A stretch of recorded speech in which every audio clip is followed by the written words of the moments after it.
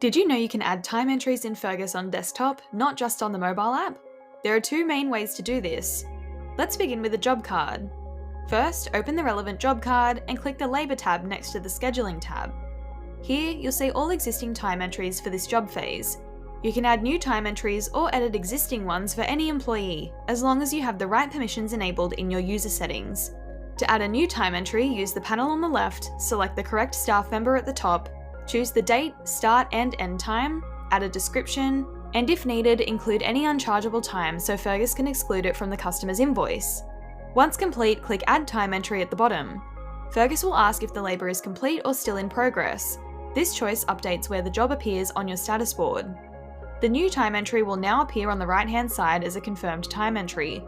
To edit an entry, click the pencil icon, make your changes, and click Save. To delete an entry, simply click the X next to it instead. You can also add and edit time entries through the Timesheet Overview report, found under the Reports menu in the top right corner.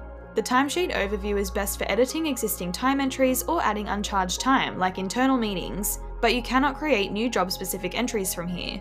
For that, you'll need to go through the relevant job card as shown earlier in the video.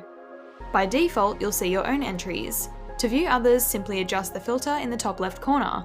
To edit an entry, click the pencil icon next to it and make your changes. To add uncharged time, for example, for an office meeting, click Add Uncharged Time at the bottom left of the relevant date box. Enter the start and end times, choose a reason for the entry, and add a description. Finally, click Save when you're done.